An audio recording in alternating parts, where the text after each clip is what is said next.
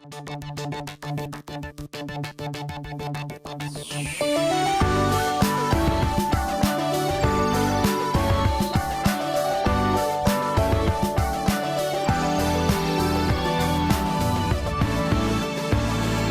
hari melayani Anda, Abdi membangun komunikasi maya, Abdi mewujudkan cita-cita bangsa, Abdi menuju Indonesia sejahtera. Asosiasi Penyelenggara Jasa Internet Indonesia. Asosiasi Penyelenggara Jasa Internet Indonesia.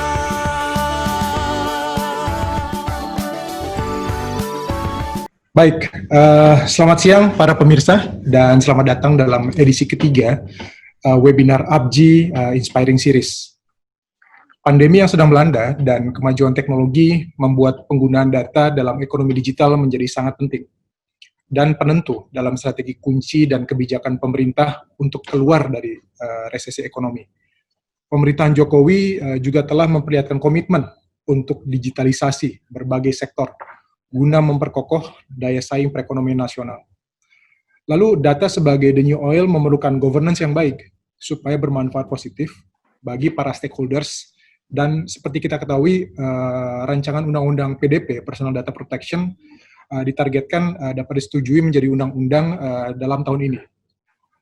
Kemudian dalam rangka juga memperingati kemerdekaan Indonesia di bulan Agustus yang lalu, oleh karena itu kami dari ABJI, Asosiasi Penyelenggara Jasa Internet Indonesia, bermaksud mengadakan diskusi online live stream ini yang dipadukan dengan telewicara dengan berbagai panelis. Tema kita kali ini adalah kedaulatan data Indonesia, dari, oleh, dan untuk siapa. Mudah-mudahan ini topik yang cukup seksi dan menarik untuk pemirsa dan para anggota asosiasi dimanapun berada.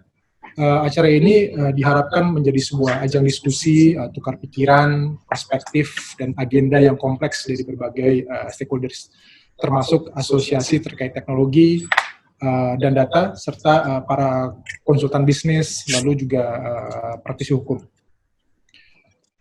Kemudian, karena kita masih dalam situasi protokol kesehatan, kami menggunakan teknologi telekonferensi dan online live stream di media sosial, YouTube ABJI terutama. Dan diskusi ini kita telah diberi kehormatan telah bergabung ada 7 pembicara dalam panelis ini. Terima kasih atas kehadiran Bapak-Bapak perwakilan asosiasi yang menjadi pembicara panelis pada kesempatan ini. Saya sambut yang pertama Pak Jailul Insaf, Ketua Umum ABJI, Asosiasi Penyelenggara Jasa Internet Indonesia. Selamat siang, Pak. Selamat siang, Mas Rainer. Kemudian Pak Rudi Rusdiah dari Asosiasi Big Data. Selamat siang, Pak Rudi. Selamat siang, Pak. Lalu Pak Hendra Suryakusumo dari Asosiasi Data Center Provider. Selamat siang, Pak Hendra. Selamat siang, Bapak-Bapak semua. Lalu yang keempat ada Pak Sigit Puspito Jarot dari Mastel, Masyarakat Telematika Indonesia. Lalu apakah sudah masuk Pak Sunu Widiamoko, Asosiasi Fintech Pendanaan Bersama Indonesia, Ketua Umumnya. Kemudian Pak Awaludin Marwan dari Universitas Bayangkara. Lalu yang last but not least ada Pak Dedi Iswanto, IBM Indonesia, spesialis di Big Data dan Analytics Service. Selamat siang. Selamat siang teman-teman, Bapak-Bapak. Mungkin sebelum kita mendalami, mungkin sedikit konteks background ya. Kita tidak bisa pungkiri bahwa betapa penting bermanfaatnya teknologi beserta data dalam kehidupan manusia di semua sektor kehidupan kita, mulai dari finansial, kesehatan, logistik, dan lain-lain. Dan di zaman ekonomi digital, sebagian besar kegiatan konsumen menggunakan Internet of Things pastinya, mulai dari gadget, kemudian infrastruktur telco, fiber optics, router, aplikasi, operating system, transaksi, payment gateway, kan, kemudian data management. Lalu yang menjadi pertanyaan adalah semua teknologi tersebut menggunakan inovasi dan brand Indonesia tidak, gitu kan? Disinilah kita mulai bertanya dan mempersoalkan kedaulatan data. Saya ambil contoh, Amerika kita tahu berseteru dengan Cina soal pembobolan data, keamanan nasional, 5G teknologi, gitu kan. bahkan sampai berseteru dengan konglomerat bisnis di Tiongkok.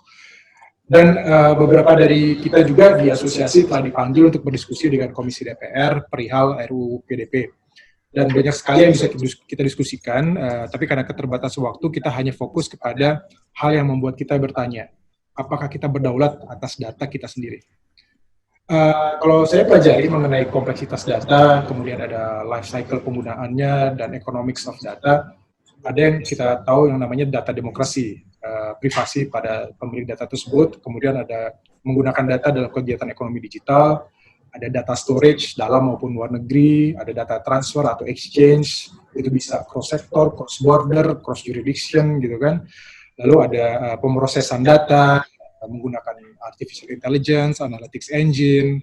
Kemudian data ini juga dianalisa baik itu data privat maupun menjadi data agregat, kemudian data mining, data profiling, yang juga tidak kalah pentingnya kan adalah data monetization, dijadikan R&D, inovasi produk dan jasa, dan segala macamnya. Saya tidak mau terlalu panjang lebar, saya ingin membuka kesempatan untuk Ketum ABJI, Pak Iza, silakan untuk sambutan Bapak dan mungkin presentasi di awal. Silakan Pak. Oke, terima kasih Mas Rainer.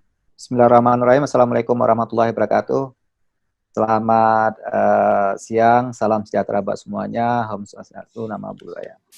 Pertama sekali saya ucapkan terima kasih banyak buat senior-senior saya sebenarnya gitu ya, teman-teman dari asosiasi, terus ada juga dari dunia pendidikan, terus juga ada dari IBM juga. Saya lihat di sini gitu ya. Terima kasih banyak. Kita akhirnya bisa ketemu ngobrol gitu ya mengenai perlindungan data pribadi, rancangan undang-undang mengenai perlindungan data pribadi. Memang kalau kita lihat saat ini pembahasan mengenai perlindungan data pribadi emang lagi cukup hangat-hangatnya gitu ya. Kalau kita melihat kita berapa kali juga ngobrol dengan teman-teman di DPR juga, memang sebuah tantangan buat kita memang. Karena saya melihat rancangan undang-undang ini adalah rancangan undang-undang perlindungan data pribadi secara general gitu ya.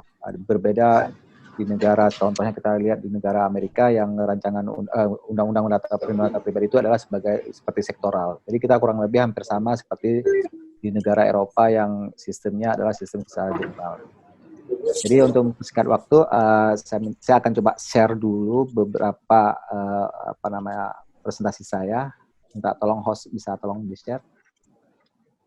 Penyelenggara jasa internet Indonesia gitu ya, yang organisasi nirlaba yang terbuka bukan hanya untuk penyelenggara jasa telekomunikasi aja, tapi memang kita juga terbuka untuk seluruh institusi yang ada di Indonesia gitu ya, yang menggunakan atau berkecimpung dalam teknologi internet gitu ya.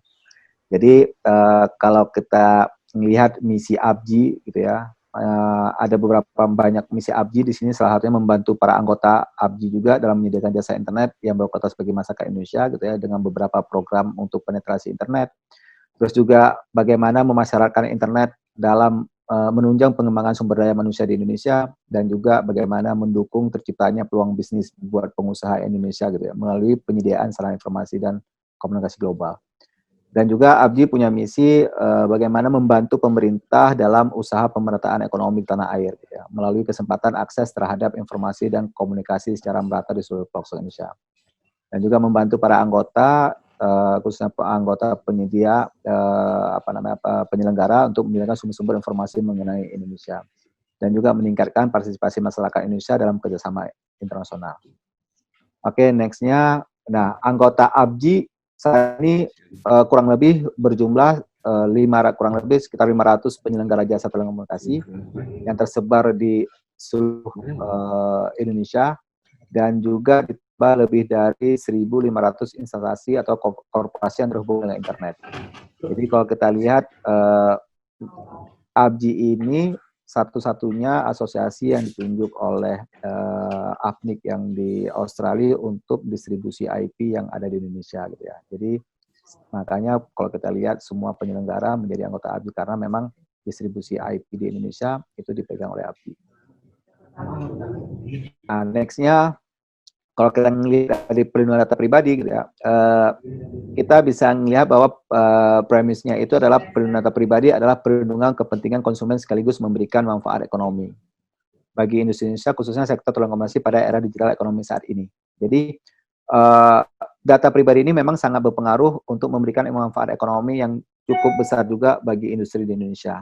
Apalagi Pak Jokowi mengatakan bahwa data itu adalah new oil gitu ya. Jadi kita bisa melihat bagaimana begitu pentingnya data yang saat ini ada.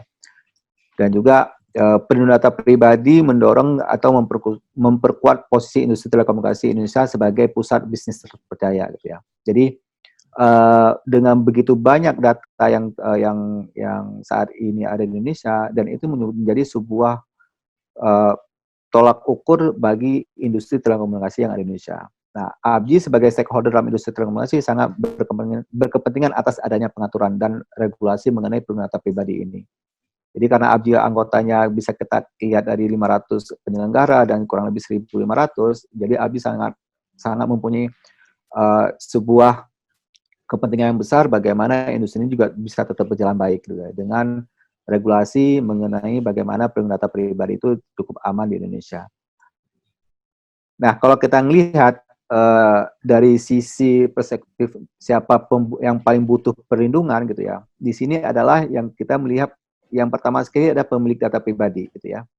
Kenapa? Karena mereka butuh perlindungan data pribadi dari pencurian data pribadi, terus bagaimana penyalahgunaan data pribadi, terus juga bagaimana mereka juga dipaksakan untuk memberikan data pribadi gitu ya. Terus dan juga bagaimana mereka juga perlindungan mereka dari pemrosesan data tanpa izin gitu ya. Dan juga bagaimana pelanggaran merubah data pribadi. Nah, kenapa ini satu contoh dari kenapa pemilik data pribadi sangat membutuhkan RUU ini, rancangan undang-undang nanti yang akan menjadi undang-undang data pribadi. Dan juga di sisi lainnya juga ada yang namanya pengendali data pribadi.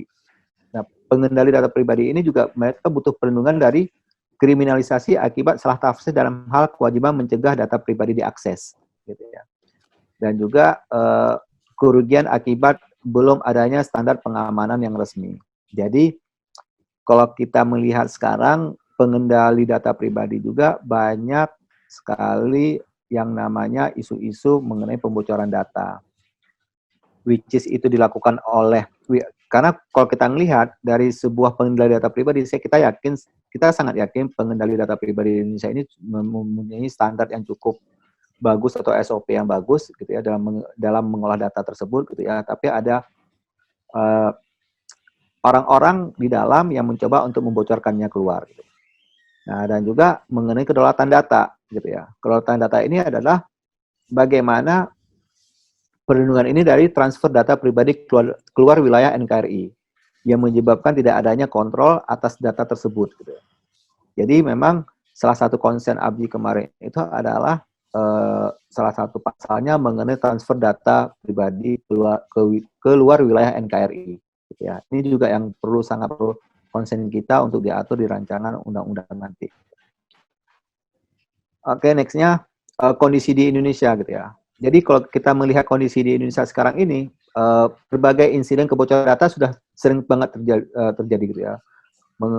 Mulai dari penyalahgunaan data pribadi hingga jual beli data pribadi. Ya, terus juga insiden tersebut dapat terjadi karena beberapa faktor yang kompleks. Pada saat ini banyak data pengguna internet Indonesia yang disimpan di luar negeri. Ya.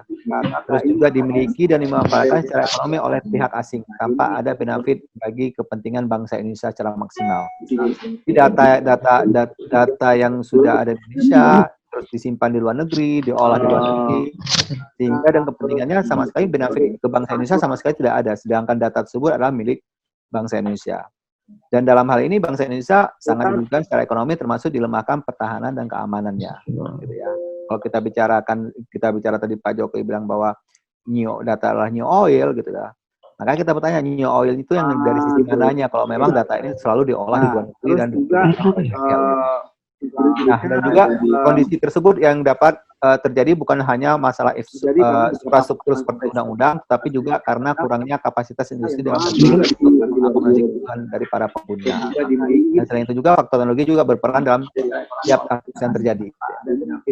Nah, kondisi-kondisi Indonesia seperti inilah yang kita berharap mengenai rancangan undang-undang data pribadi ini bisa lebih cepat menjadi sebuah undang-undang data pribadi. Nah, ini teknologi pengamanan gitu ya. Kalau teknologi pengamanan, terdapat beberapa teknologi pengamanan data yang banyak berkembang di tanah air. Misalnya mulai dari data akses governance gitu ya. Bagaimana menjaga data sensitif yang tersimpan, dan juga ada consent data subject gitu ya, rights management, terus data privacy management solution, terus juga data discovery and flow mapping, dan juga data classification. Nah, ini teknologi-teknologi yang memang teknologi pengamanan yang apa namanya, yang belum banyak berkembang di tanah air kita nih.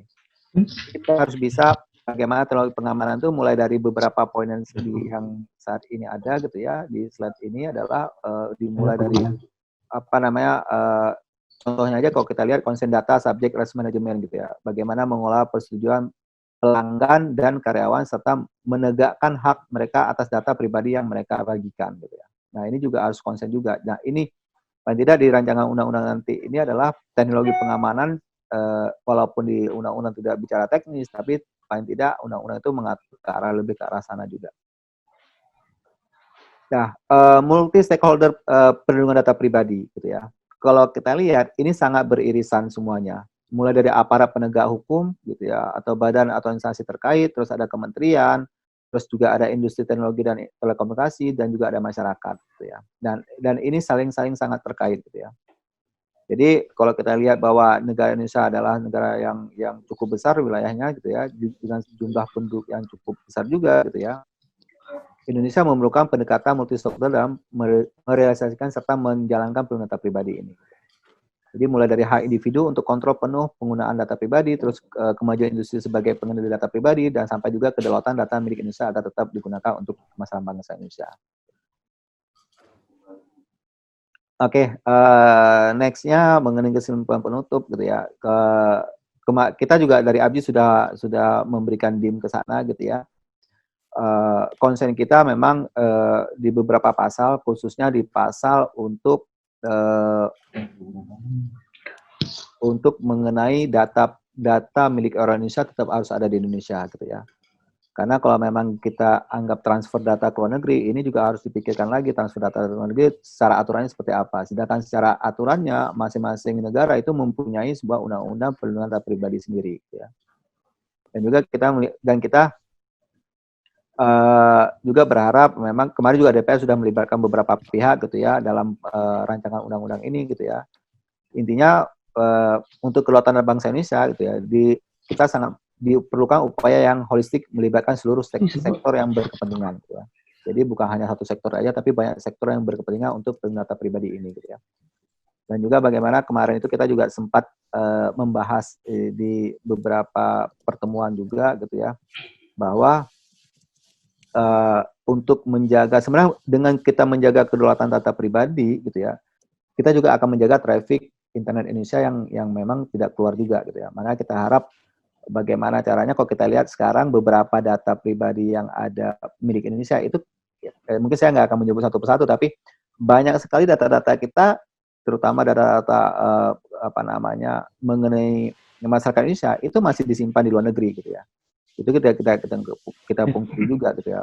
Terus kalau kita lihat data center di Indonesia juga sudah cukup bagus gitu ya.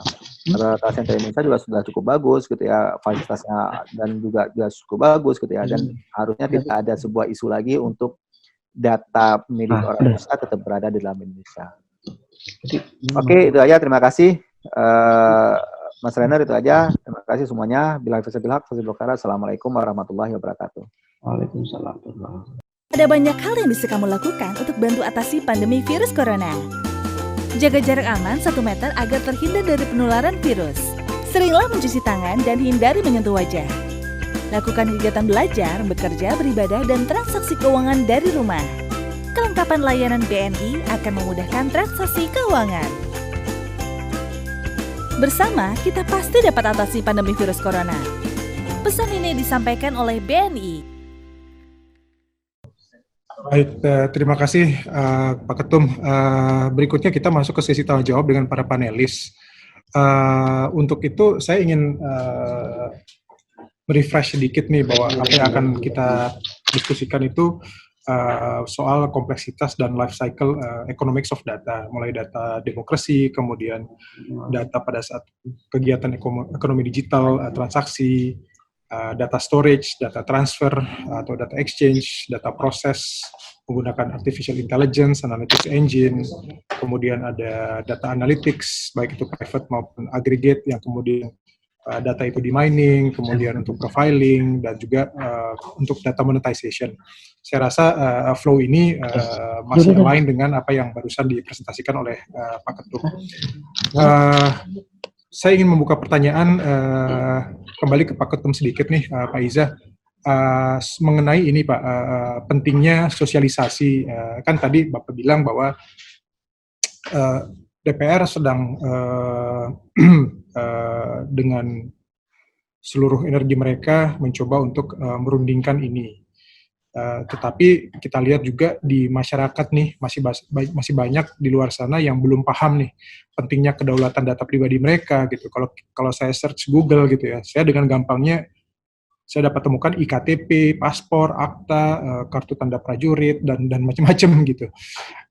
Menurut Pak Ketum, gimana kira-kira para asosiasi yang berkaitan dengan penggunaan data ini bisa berkolaborasi secara ekosistem ini supaya bersosialisasi bersama mengadvokasikan betapa pentingnya masyarakat paham kedaulatan data pribadi mereka itu penting gitu.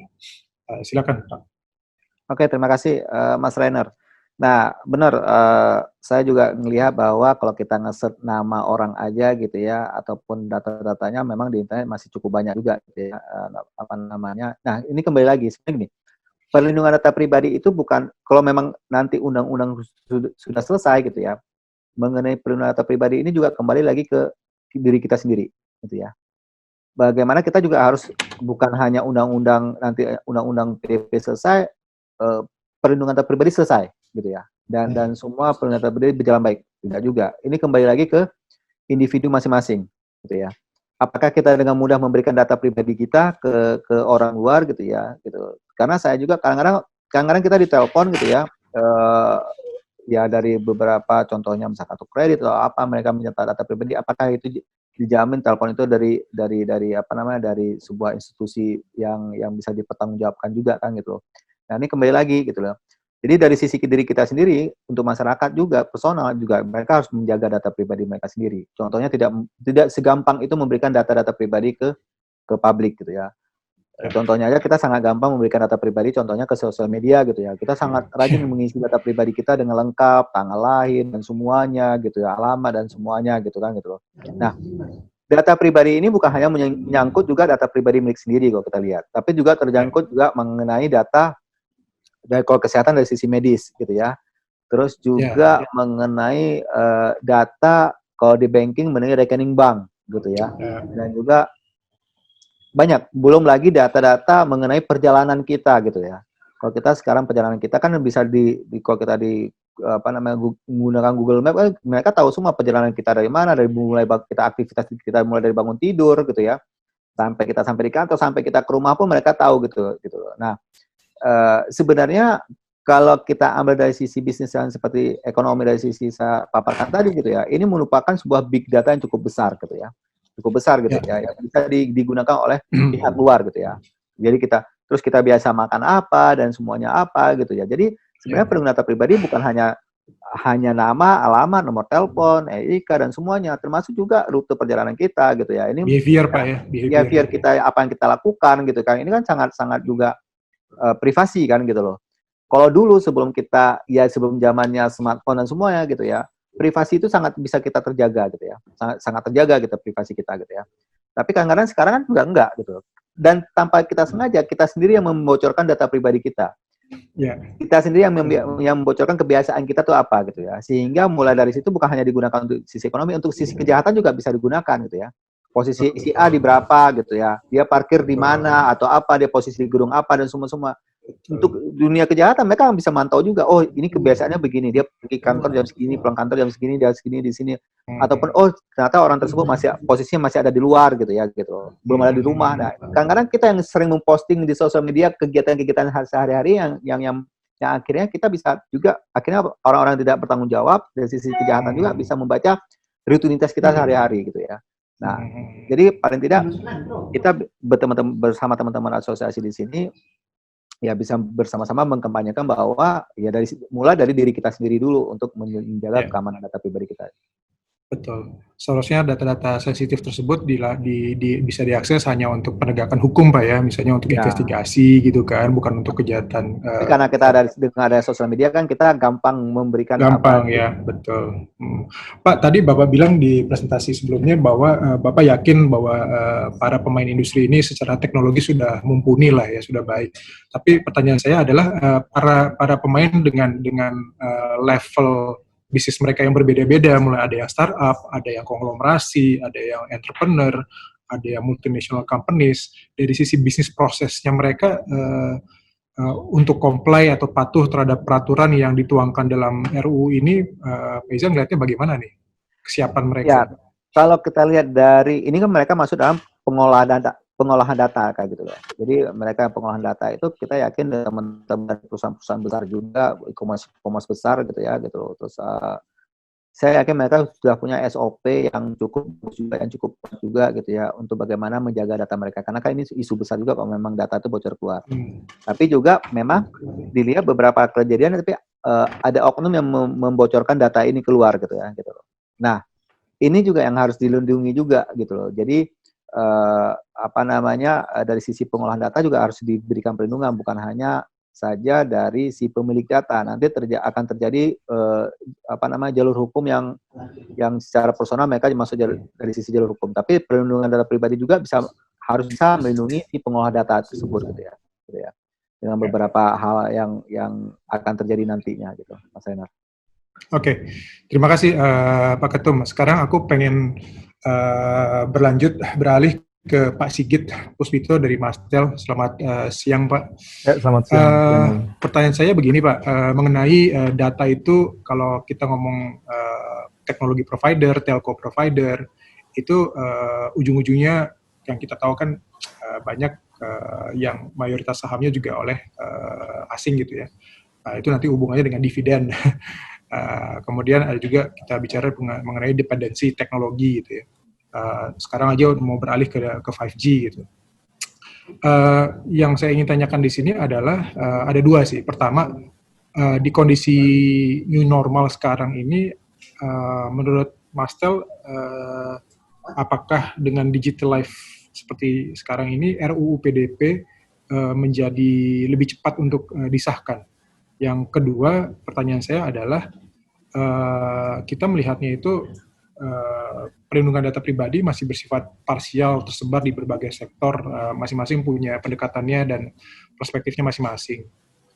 Bagaimana RUU ini bisa menjadi jawaban atas kebutuhan untuk melindungi hak individu secara holistik di era digital sekarang? Silakan, Pak. Ya, terima kasih. Untuk pertanyaan pertama nih dari segi waktu ya. Jadi kan seperti dipaparkan oleh para ahli juga bahwa kita ini mungkin keduluan sekitar 190 negara gitu. Jadi sudah keduluan banyak negara gitu. Jadi kalau misalnya diundur udah nggak mungkin lagi. Yeah. Jadi selama ini data sudah dieksploitasi luar biasa tanpa ada mekanisme perlindungan hukum di level undang-undang. Jadi ada COVID maupun tidak itu sudah harus segera diundangkan. Nah, apalagi sejak katakanlah bulan Februari atau Maret ini masuk ke pandemi COVID yang oleh beberapa analis ini cukup menantang dari perspektif perlindungan data. Tapi karena ada keperluan yang lebih besar, maka sebagian mengatakan itu diperbolehkan gitu ya, karena ada keperluan nyawa dan sebagainya gitu. Yeah. Nah, jadi dari segi waktu saya pikir sudah tidak ada diskusi lagi kita mengatakan ditunda gitu. Memang harus segera disahkan. Nah, yang kedua tentang lalu ini berlakunya masih masing-masing sektor mengatur atau baiknya keseluruhan. Gitu. Nah, ini sebenarnya terkait dengan mazhab yang kita pilih ya.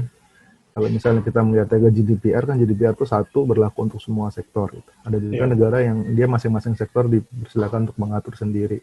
Betul. Saya lihat kalau PDP ini lebih arahnya untuk diberlakukan ke seluruh sektor. Gitu. Karenanya salah satu pasal penting dalam konteks Undang-Undang PDP itu adalah kalau dalam draft yang ada tuh pasal 16 kalau nggak salah ya. 16. Ya. Pasal 16 itu kan di situ ada pengecualian, itu sektor ini dikecualikan, sektor ini dikecualikan dan sebagainya. Nah ini kalau misalnya tidak dikawal nanti bisa jadi ketika undang-undang PDP ini diberlakukan, akhirnya yang kena hanya sedikit saja gitu. Contoh yang paling buruknya adalah kalau yang diatur nanti ujung-ujungnya atau yang dikenakan sanksi hanya katakanlah pelaku industri, dan itu pun pakai industri kecil yang ada di Indonesia gitu. Nah, itu betul-betul worst case gitu. Ini jauh sekali dari tujuan awal yang yang ingin diharapkan ketika kita punya impian untuk mempunyai undang-undang ini gitu. Karenanya dalam surat aspirasi Mastel yang dikirim sekitar beberapa minggu yang lalu ke Komisi 1, ini salah satu yang kami tekankan gitu, bahwa pengecualian ini harus hati-hati karena setiap sektor yang mengecualikan perlindungan data pribadi itu pada dasarnya sebenarnya adalah melanggar hak asasi gitu. Maka itu harus diminimalisir gitu. Bukan berarti tidak boleh ada, karena di undang-undang yang negara yang lain bahkan GDPR pun ada itu pengecualian, tapi pengecualian sangat minimalisir sekali, sehingga kalaupun memang ada pengecualian atau pengaturan khusus itu dengan tetap memperhatikan perlindungan data, cuma diatur sendiri. Tapi kalau misalnya hanya dikecualikan saja, ini agak bahaya juga gitu. Ya, itu mungkin tentang pertanyaan tadi. Oke. Supaya panelis yang lain kebagian, izinkan saya maju ke pembicara berikutnya. Saya ingin bertanya kepada Pak Rudi Rusdiah. Selamat sore Pak Rudi dari Asosiasi Big Data. Pertanyaan saya ini terkait mengenai data management atau governance dalam processing. Kebetulan saya paham sedikit mengenai dark web nih Pak, yang merupakan underground economy, di mana banyak informasi personal atau data itu yang sensitif dan krusial diperjualbelikan. Pertanyaan saya ini adalah, kalau kita suka menggunakan transaksi atau aplikasi itu kan suka ada terms and condition pada saat login gitu Pak ya. Apakah ada aturan baku dalam negeri dan internasional yang align dan mengatur soal ini loh, men-share data ini gitu. Lalu apakah di fine print tersebut berimbang menjaga kedaulatan data serta keperluan komersil dunia usaha? Maksudnya jangan sampai di fine print itu si processing perusahaan yang memanage atau processing data itu lepas tangan atau netral atau gimana gitu. Mungkin pertanyaan saya itu dulu sebelum nanti saya berikan kesempatan untuk Pak Rudi untuk memberikan presentasi Bapak. Oke, baik. Sebetulnya itu ada di presentasi saya. Jadi gini. Oh, ada juga ya? Iya, nggak apa-apa. Memang semuanya itu yang tadi fine print untuk pada waktu kita login, ada waktu kita mau ikut di salah satu penyelenggara OTT gitu ya, itu memang misalnya di EU GDPR gitu ya, itu diatur dengan ketat sekali Pak, karena data controller yang melakukan PSE, penyelenggara sistem elektronik, data controllernya itu yang mempunyai data besar, nah itu diatur ketat dalam hal bahwa pemilik data itu nanti yang bakal menjadi pemilik data atau customer-nya, kliennya itu haknya dilindungi dalam banyak hal, misalnya berhak untuk menghapus, berhak untuk membatalkan konsennya pun dia berhak gitu ya. Jadi banyak hal yang diatur. Terus apabila terjadi pembobolan itu juga mereka harus wajib melaporkan. Jadi di Undang-Undang GDPR itu banyak sekali pasal-pasal yang melindungi pemilik data yang tadi dipresentasikan oleh Pak Jamal tadi ya. Jadi data controllernya ini memang harus diatur Pak. Jadi mengendali data ini harus diatur ketat dan kalau saya melihat RUU PDP kita banyak sekali mengambil pasal-pasal yang ada di EU GDPR. Dan EU GDPR itu sangat ketat sekali gitu. Mengatur hal-hal itu, bahkan pemilik data pun bisa menentukan mobilitas data. Artinya ditaruh di mana, transfer kemana, ditaruh di mana. dia harus tahu gitu ya kan. Nah, pasal itu kenapa tidak ada di RUU kita gitu Pak, yang gitu, padahal di situ pengguna data bisa menentukan saya mau datanya di Indonesia gitu, tidak mau datanya Terus ya, seharusnya begitu. misalnya begitu ya Pak ya. Jadi itu contoh aja Pak.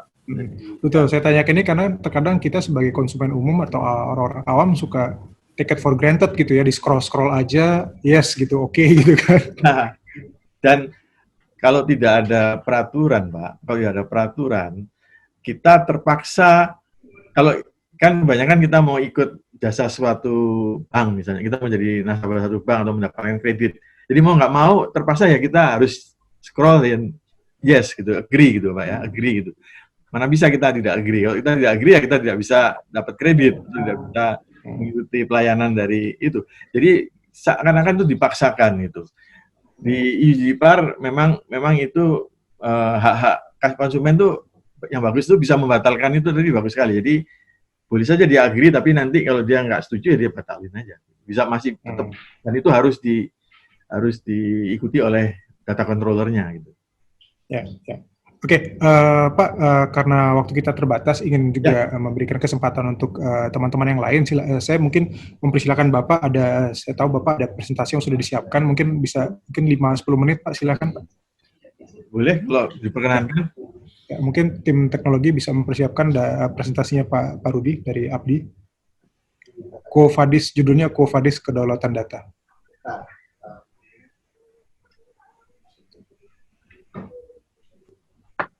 Pak Rudi, ini terima kasih banyak loh sampai dibuatkan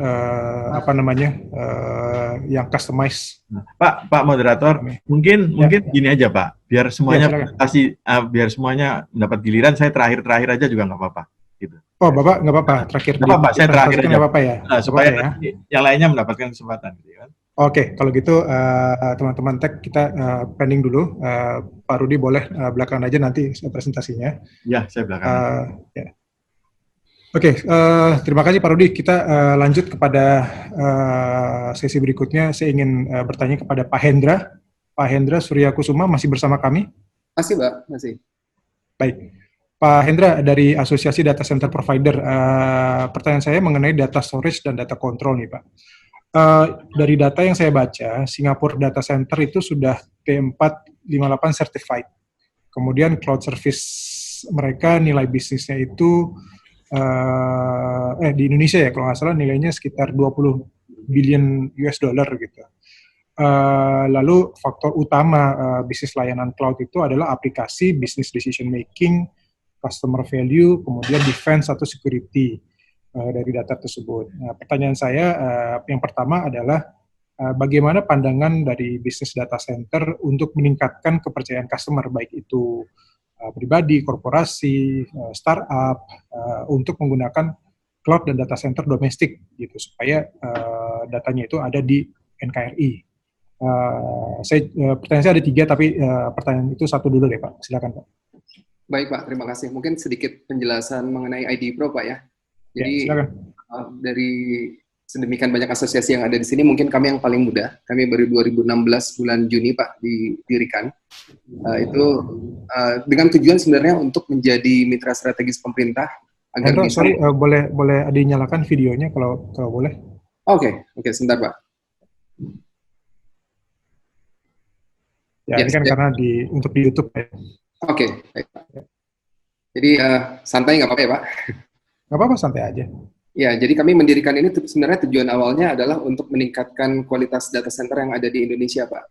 Ya. Jadi dari 2014 ke 2016 itu kami banyak melakukan assessment, membantu beberapa lembaga dan kementerian dan melakukan perbaikan terhadap infrastruktur data centernya.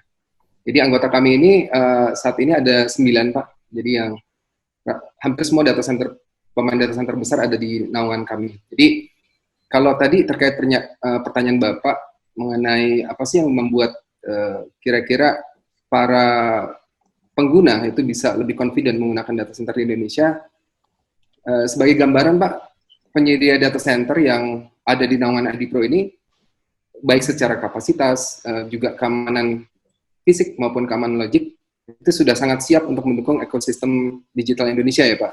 Nah ini mungkin banyak pemberitaan di tahun 2014 tuh yang istilahnya melakukan black campaign lah terhadap data center di Indonesia. Padahal betul, dibilang bahwa kapasitas data center kita masih kecil atau secara teknologi masih ketinggalan zaman. Padahal 2012 itu data center yang mendapatkan tier 3 pertama itu ada di Indonesia Pak. Oke. Dan semua anggota ID Pro ini sudah mendapat sertifikasi yang bertaraf internasional. Jadi saat ini ya kita berhasil memanage dan mengoperasikan data center, boleh dibilang perusahaan-perusahaan besar, baik dalam negeri maupun luar negeri, secara baik gitu Pak. Akhirnya terjadi pertumbuhan yang luar biasa Pak secara bisnis. Jadi on average, kalau kita lihat compounded average growth rate-nya, bisnis data center ini tumbuh sekitar 31-35% per tahun, Pak. Tapi dari diskusi kita dengan para anggota ID Pro, kemungkinan besar tahun ini akan naik bahkan lebih di atas 57%. Jadi ada pandemi ini justru menjadi katalis hingga banyak sekali perusahaan yang melakukan transformasi digital. Wah, menarik, betul. Ya, jadi mungkin kalau di sini ada anggota dari ACCI mungkin juga bisa memberikan pandangan yang sama. Artinya bisnis data center tumbuh dengan sangat cepat. Jadi sebagai gambaran, ini anggota ID Pro itu mengelola sekitar 50 MW power capacity. Wow. Di tahun 2021, angka ini akan tumbuh menjadi 127 MW, Pak. Jadi hanya dalam 1 tahun kita tumbuh sedemikian besar. Ini hanya angka yang dikelola oleh data center provider, Pak, ya, di luar lembaga dan kementerian dan juga private corporation gitu, Pak. Nah, jadi kalau kita ditanya mengenai gimana membuat para user itu bisa lebih confident untuk menggunakan layanan kita, ya ada 3 hal yang kita harus tingkatkan, yaitu people-nya harus yang berpengalaman, bersertifikasi, prosesnya harus yang sudah benar-benar teruji, dan teknologinya juga memang yang sudah benar-benar sudah terbukti juga dipergunakan gitu Pak. Dan sebagai gambaran Pak, tim ID Pro juga yang sudah membuat standar nasional Indonesia untuk data center Pak. Sudah bekerja nasional ya? Iya, sudah ada standar data center nasional, bekerja sama dengan Direktorat Standar Kominfo. Oke. Baiklah, pertanyaan saya yang berikutnya adalah, kan kita tahu sekarang udah masuk, pertanyaan saya adalah, kan kita sudah tahu bahwa ada pemain-pemain luar ya, yang masuk ke market Indonesia. Saya nggak usah sebutkan brandnya lah, tapi yang menjadi pertanyaan di sini adalah bagaimana pemain domestik meningkatkan daya saing, sinergi apa yang sudah dilakukan antar teman-teman di ID Pro ini dan juga bersama pemerintah berkaitan dengan kedaulatan data, Pak. Baik, ini menarik Pak. Jadi ID Pro ini salah satu asosiasi yang mungkin bersama-sama Mas Tel ya, kita menyuarakan keprihatinan terhadap adanya revisi PP 82 menjadi PP 71 ya Pak ya. Kalau kita perhatikan di PP 82 itu pasal 17 ayat 2-nya memang sudah sangat menjaga kedaulatan data dengan menyampaikan bahwa seluruh perusahaan yang menyediakan layanan publik itu wajib memiliki data center dan disaster recovery center di Indonesia. Disaster recovery center. Itu juga sama harus di Indonesia Pak, di pasal 17 ayat 2-nya. Itulah yang direlaksasi ya, boleh kita sebut dengan relaksasi di PP yang baru, PPPST yang baru. Nah, jadi sebenarnya di beberapa press conference ID Pro, kami sudah menyampaikan bahwa sebenarnya harusnya UU PDP dulu yang ada Pak, yang menjadi otoritas legal yang paling tinggi, undang-undang dulu, perlindungan data pribadi. Sebagai gambaran Pak, di RUU yang terakhir saya baca itu yang pasal 31, itu ada kalimat seperti ini, pengendali data pribadi wajib memastikan perlindungan data pribadi dari pemrosesan data pribadi yang tidak sah. Jadi tadi betul yang disampaikan Pak Sigit, Pak Renner, dan juga Pak Jamalul Iza, saat ini banyak sekali data yang bermasalah Pak. Jadi ada, kita bicara data kebocoran itu mulai dari Tokopedia, kemudian juga data COVID-19, 230.000 data ya Pak ya, screening, Bukalapak, 13 juta data, Lion Group. Jadi saya lihat memang kalau data centernya tidak di Indonesia, akan sangat menyulitkan aparat penegak hukum Indonesia untuk bisa melakukan investigasi hukum gitu Pak. Jadi kalau bicara dengan kolaborasi, yang saya lihat sekarang ini yang paling ideal adalah seperti Google Cloud Platform Pak. Jadi mereka bekerja sama dengan salah satu anggota kami, ID Pro, yaitu dengan DCI. Mereka meng-host cloud infrastructure-nya di Indonesia. Oke. Jadi sebagai gambaran Pak, Google ketika membangun cloud platform di Singapura, itu akhirnya dia bisa membuka lapangan kerja lebih dari 5.700 orang di sana. Dan bisa menyumbang GDP lebih dari mungkin 1,2% Pak. Oke, menarik. Tapi human resource-nya, human capital kita secara daya saing gimana Pak? Ya, itu memang salah satu tantangan yang terbesar kami Pak. Jadi para anggota kan Bapak bilang infrastrukturnya udah oke, security-nya udah oke gitu kan? Yes. Nah, tinggal human capital nih sekarang. Ya, jadi memang industri data center ini di Indonesia memang baru tumbuh Pak ya. Recently, yang tahun 2012 itulah kita punya data center tier 3 Pak. Nah, jadi poin saya ini memang karena industrinya baru, jadi untuk mendapatkan tenaga yang berkompeten, baik dari sisi pengalaman maupun sertifikasi, yang mengerti untuk menghandling mechanical dan cooling system untuk data center itu memang masih sedikit Pak di Indonesia. Tapi kami saat ini bekerja sama ya intensifnya dengan UI, Electrical Engineering UI, untuk bisa memberikan semacam gambaran mengenai apa sih komponen-komponen infrastruktur sebuah data center gitu Pak.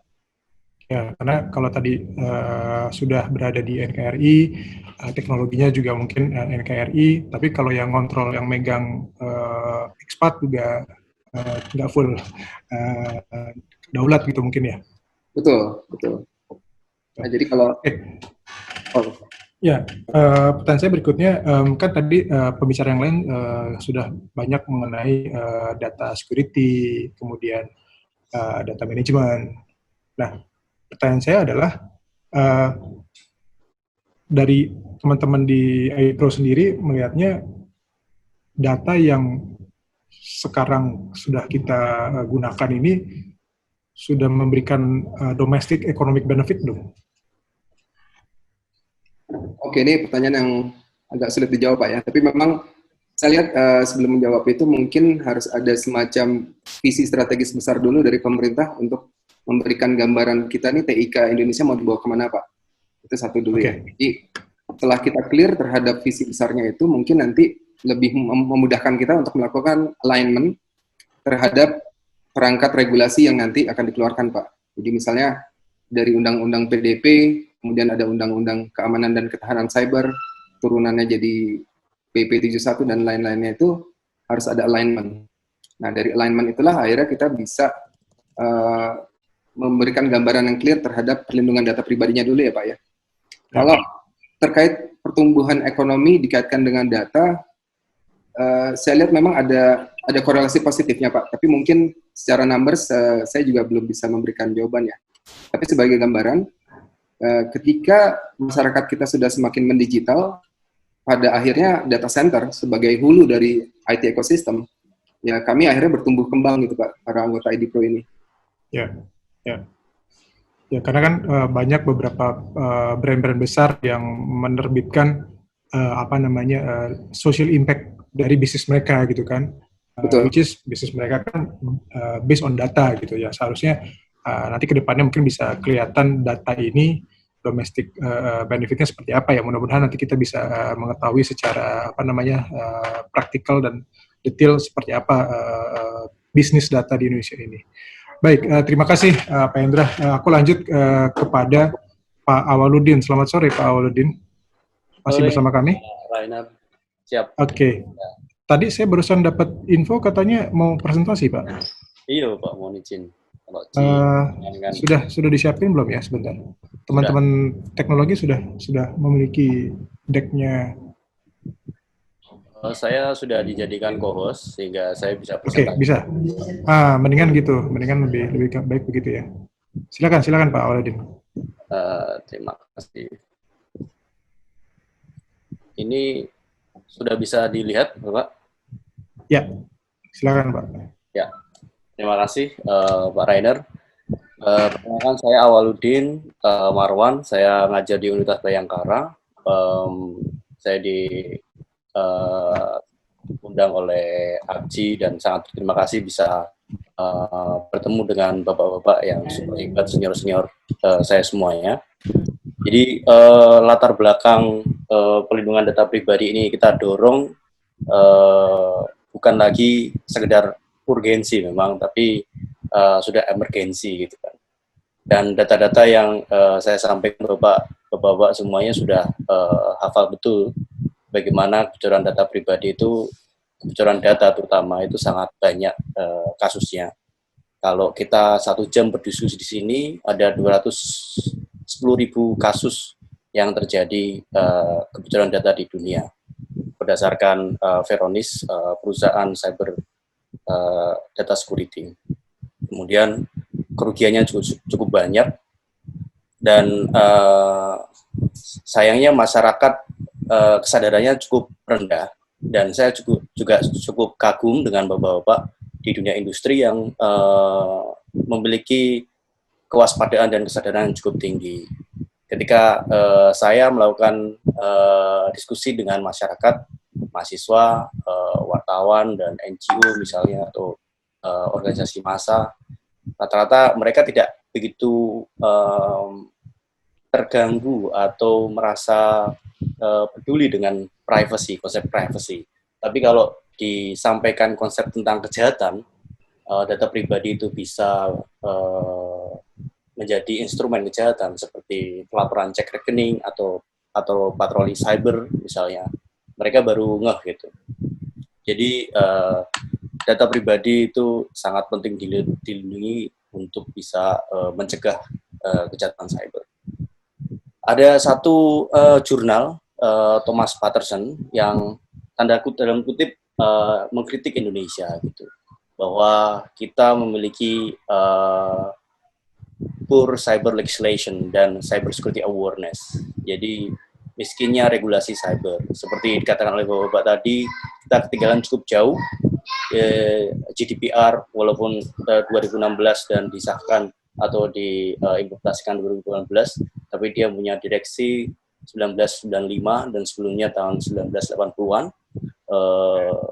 Ada regulasi di tingkat regional, begitu juga di Australia tahun 1981. Nah, sementara di Indonesia draftnya dari tahun 2014 sampai sekarang belum disahkan. Jadi ini kita berkejaran dengan waktu untuk bisa membuat sebuah regulasi di bidang cyber.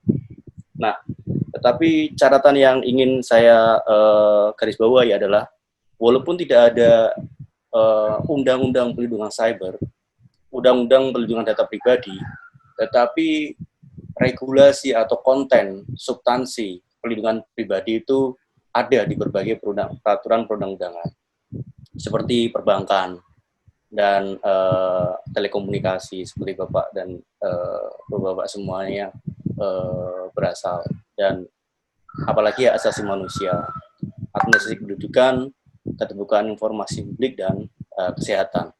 Di kesehatan ini juga sangat unik sekali.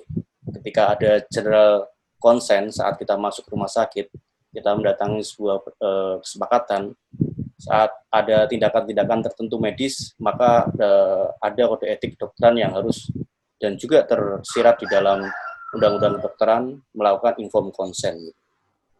Dan undang-undang ITE dan perubahannya, PP 71 seperti yang disampaikan, dan Perkominfo 20 tahun 2016 yang sekarang ini menjadi semacam umbrella regulations untuk melihat hukum pelindungan data pribadi yang positif yang berlaku hari ini. Nah, apakah sebenarnya ketika ada pelanggaran data pribadi itu ada penaltinya saat ini? Sebelum RUU ini disahkan, sebenarnya hukumannya cukup banyak dan beragam, walaupun kita berbicara soal efektivitas ya. di aspek administrasi PP 71 dan Permenkominfo 2016 sudah memberikan warning bahwa kegagalan terhadap pelindungan data pribadi akan dijatuhi sanksi, surat tertulis, denda administrasi, disuspend platformnya atau sampai take down. Dan PP 71 juga ada klausul tentang pencabutan dalam daftar PSE. Kemudian di pidana, selain adanya Undang-Undang ITE, illegal access pasal 30 dan pencurian data pasal 32, pencurian informasi dan dokumen elektronik sebenarnya.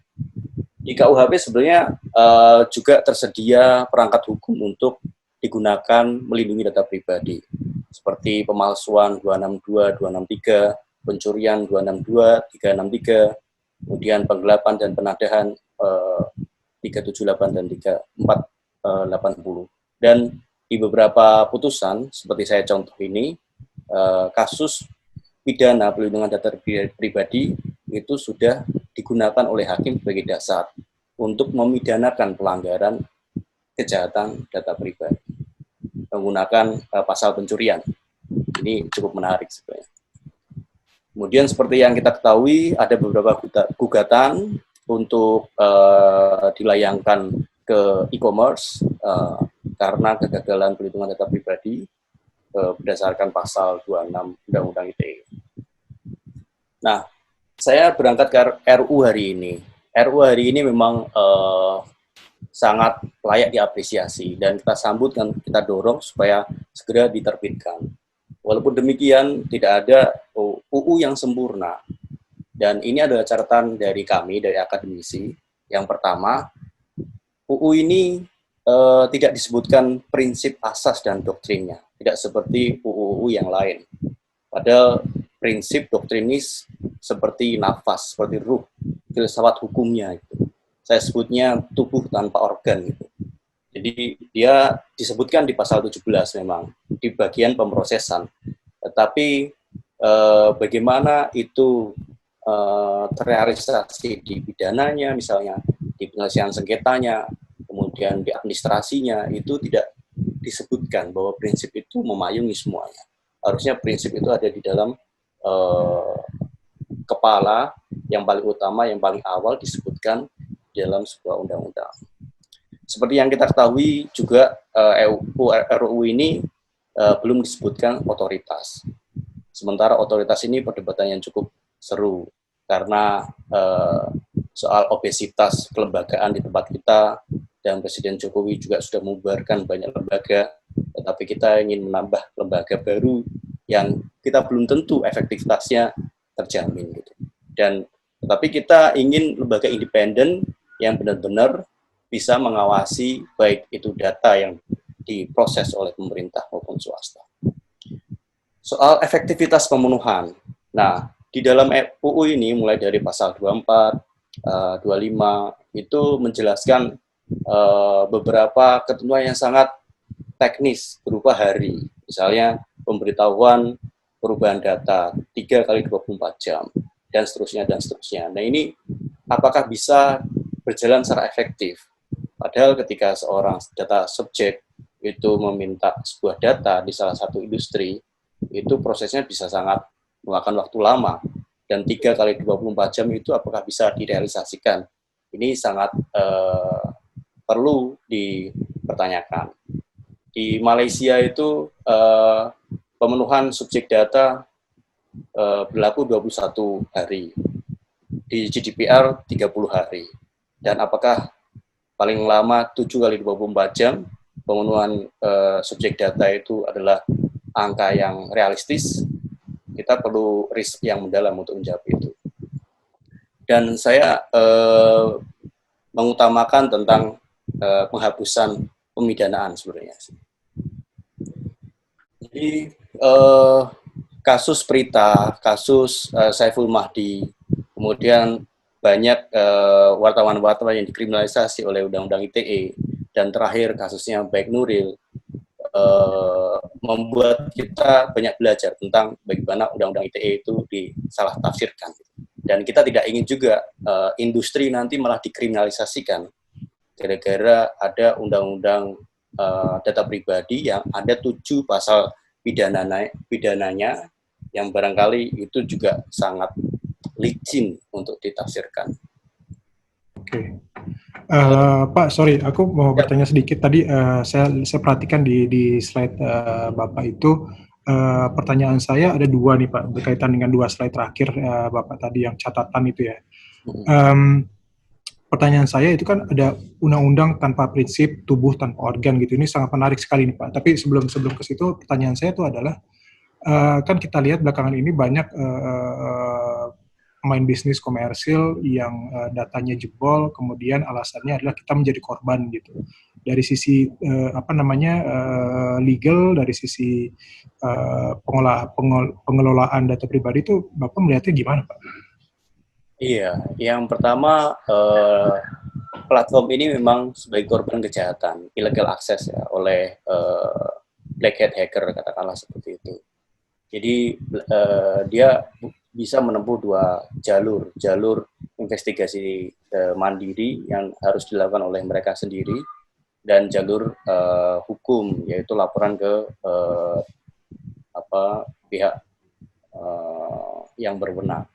Nah, sementara kalau kita menginduk ke Permen Kominfo nomor 20 tahun 2016 itu ada kewajiban platform yang harus dilakukan setelah adanya kegagalan pelindungan data pribadi. Dan itu yang juga diadopsi ke prinsip internasional pelindungan data pribadi bahwa platform itu harus menginformasikan kepada pemilik data, subjek data maksimal 14 hari setelah terjadinya kebocoran. Jadi yang ingin saya tekankan sebenarnya platform sendiri itu memiliki tanggung jawab korporasi terhadap pemilik data. Walaupun di Permen Kominfo itu disebutkan dapat melaporkan ke menteri, jadi pertanggungjawaban platform ke pemerintah itu klausulnya adalah dapat, tetapi pertanggungjawaban platform kepada user itu adalah sebuah kewajiban kalau di Permen Kominfo nomor 20. Jadi kalau dengan adanya otoritas nanti dan adanya RUU PDP ini, kita berharap ada sebuah ekosistem pelindungan data pribadi yang sangat kokoh, baik dari platform, kemudian pengguna maupun pemerintah gitu. Oke, baik, terima kasih Pak. Pertanyaan saya berikutnya sebelum saya beralih ke Pak Sunu, yaitu adalah soal tadi Bapak sempat singgung mengenai segi hukum internasional Pak. Dan kita ketahui banyak akuisisi informasi dan data dilakukan di wilayah NKRI. Tapi seringkali kita juga tahu bahwa data miningnya, analytics engine-nya itu juga dilakukan oleh entitas di luar negeri. Dari segi hukum internasional, hak yurisdiksi kita atas penggunaan data asal Indonesia sekuat apa sih Pak? Kalau mungkin Bapak bisa kasih contoh kasus mengenai penggunaan data ini, lalu kemudian hak sebuah negara asalnya itu untuk untuk retrieve atau mungkin gimana Pak? Ya.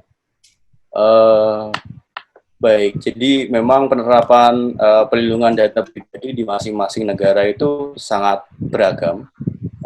Saya mengutip riset yang dilakukan oleh Prof. Abu Bakar Munir.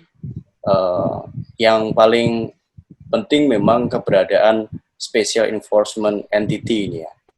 Special Enforcement Entity. Ya, jadi otoritas perlindungan data pribadi tersebut ya yang bertanggung jawab atas isu perlindungan data pribadi, yang dia menentukan dengan mekanisme seperti apakah yang akan ditempuh di hal yang paling detail dan teknis, baik di kerangka perlindungan data pribadi atau per sektoral, misalnya untuk kesehatan, untuk pendidikan, untuk data center dan sebagainya itu mereka punya aturan mainnya. Tapi untuk menjawab yang tadi pertanyaan Mas Rainer, itu ada dua jawaban hukum sebenarnya yang bisa disampaikan. Yang pertama, berdasarkan Undang-Undang ITE, bahwa peristiwa hukum yang terjadi di luar Indonesia yang berdampak pada Indonesia itu masih bisa dilekatkan atau ditindak berdasarkan hukum Indonesia. Jadi Undang-Undang ITE itu mengenal asas yurisdiksi virtual. Gitu.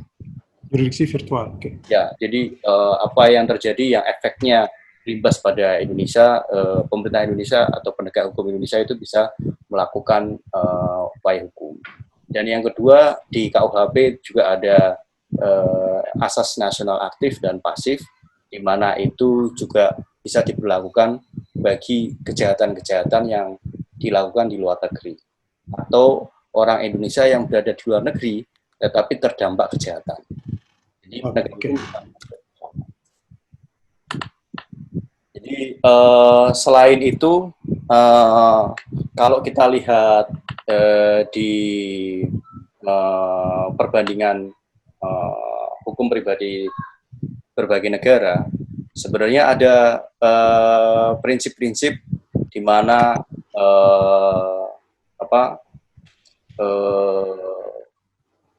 ada keseragaman penegakan pelindungan data pribadi. Seperti hampir semua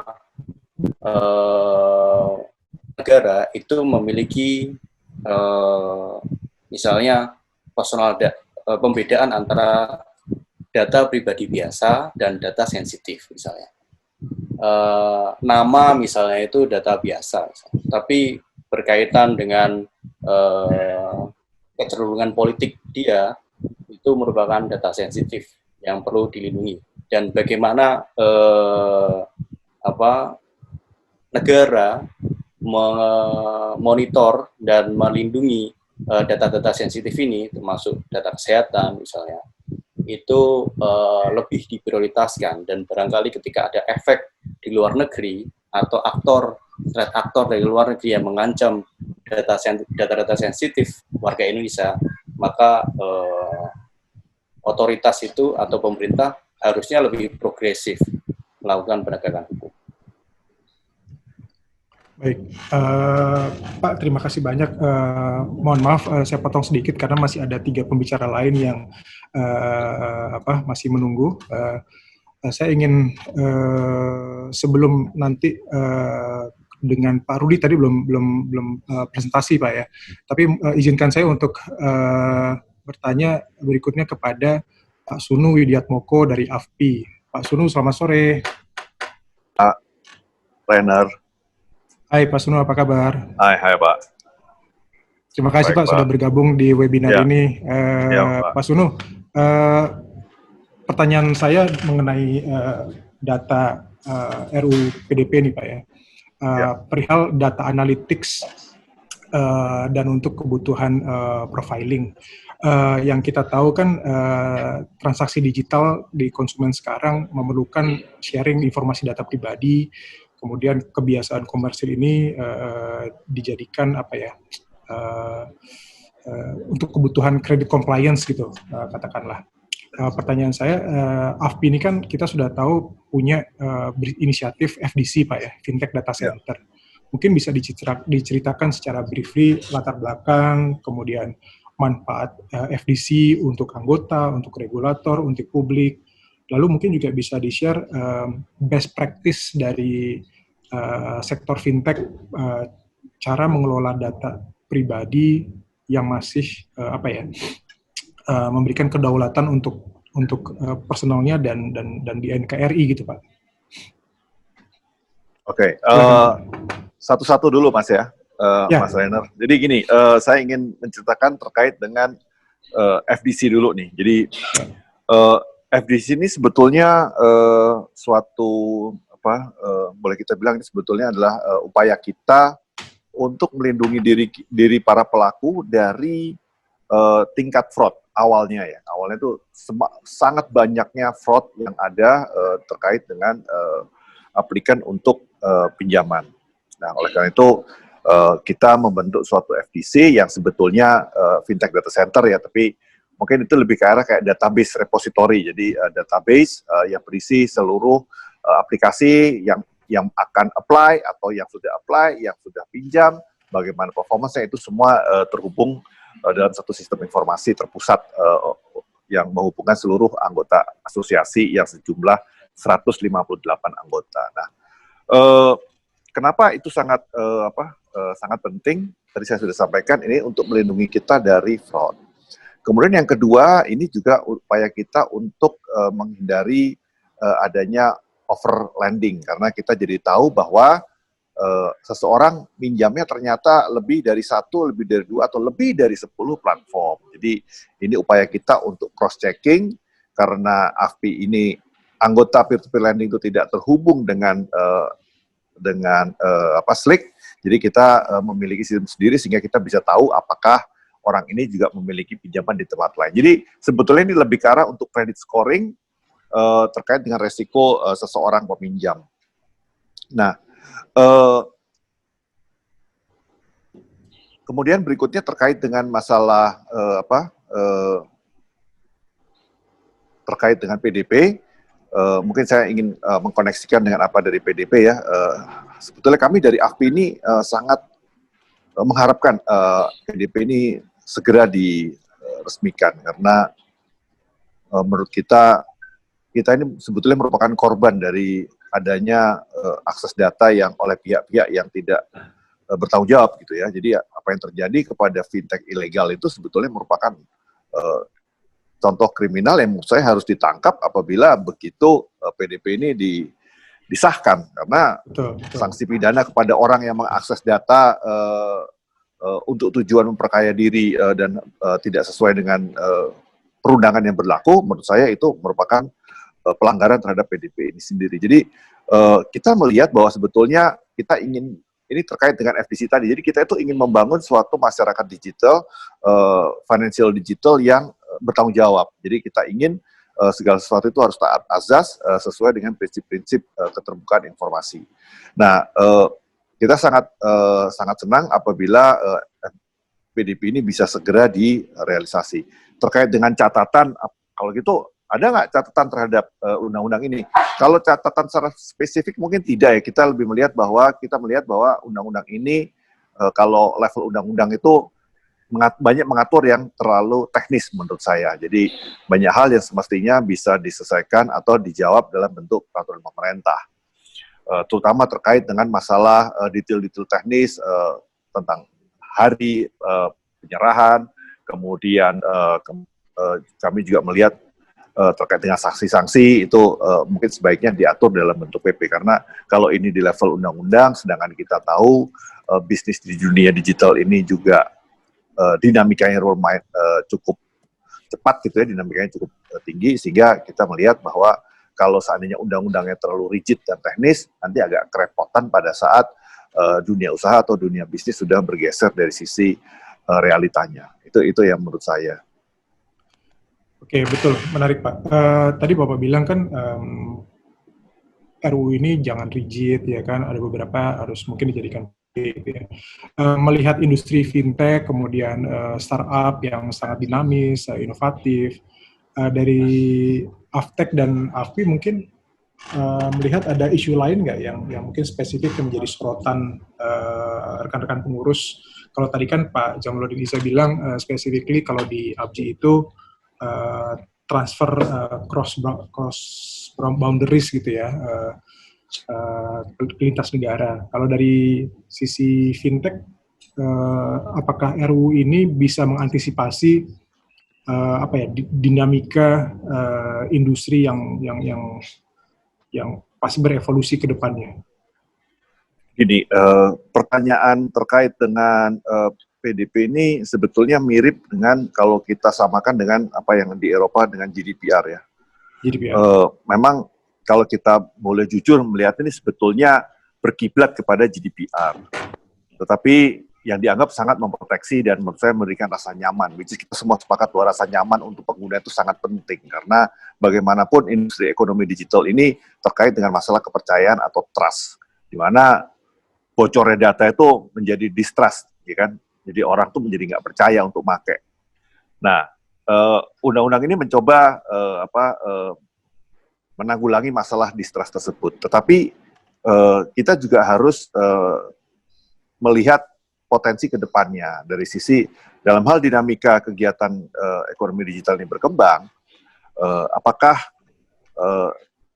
kekakuan atau rigidness detail hal-hal yang diatur di dalam PDP ini tidak backfire terhadap fleksibilitas, agility dari industri digital itu sendiri. Jadi ini yang selalu menjadi pro and cons pada saat kita mempertanyakan GDPR.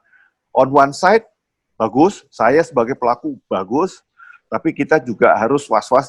Tapi was-was ini menurut saya sudah levelnya para akademisi, orang-orang yang lebih wise ya, bahwa jangan sampai nantinya PDP ini hanya berlaku dalam jangka pendek pada saat industri berubah, membutuhkan agility, itu nggak bisa dijawab oleh undang-undang ini sendiri. Nah, saya dalam konteks sempit selaku praktisi, saya hanya melihat dari sisi beberapa hal yang di undang-undang ini bersifat teknis, saya hanya melihat situ. Tapi hal lebih besar yang perlu dilihat kacamatanya adalah jangan sampai undang-undang ini juga menghambat kreativitas dan inovasi di dalam industri digital itu sendiri.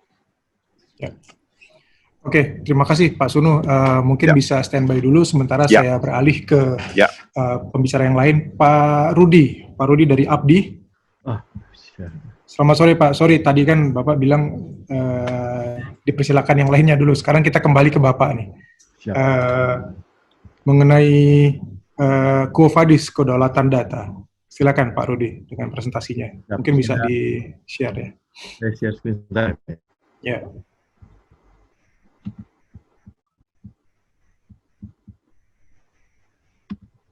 Apakah bisa terlihat Pak, presentasi saya Pak? Sudah Pak. Sudah ya Pak ya. Ya, baik. Ya, sebelumnya terima kasih kepada Pak Moderator. Terima kasih kepada Abji juga yang telah memberikan kesempatan kepada Abji untuk menjadi panelis dalam acara yang strategis ini. Dan saya akan mulai mempresentasikan dengan judul Quo Vadis, kedaulatan data. Jadi sebetulnya kita bertanya ya, bagaimana ini kedaulatan data ke depan gitu. Sesuai dengan tema dari panitia, data Indonesia dari, oleh, dan untuk siapa. Jadi sama bertanya. Pada slide ini kita bisa melihat evolusi dari internet bagaimana ya, bagaimana pertumbuhan data yang sangat masif gitu, karena proses datafication. Jadi dimulai dari internet akses. Jadi pada waktu tahun 1990, pada waktu itu sebetulnya kami pun sudah banyak berkenalan dengan Abji gitu ya. Dengan Abji pada waktu itu masih foundernya ya, Pak Sanjaya, Bu Silvi dan lain sebagainya gitu ya. Pada waktu itu kita bicara mengenai data center. Kemudian pada waktu perkembangannya ini data itu menjadi sangat penting sekali dan kita memasuki era sosial media dan lain sebagainya dan karena datafication itu jadi enterprise semua memanfaatkan tool untuk mengumpulkan jejak data, forensik data, sehingga data itu tercecer di mana-mana sebetulnya gitu. Sehingga oleh karena itu kita memasuki era nantinya itu era data governance, di mana kita harus tata kelola data ini menjadi penting. Karena apa?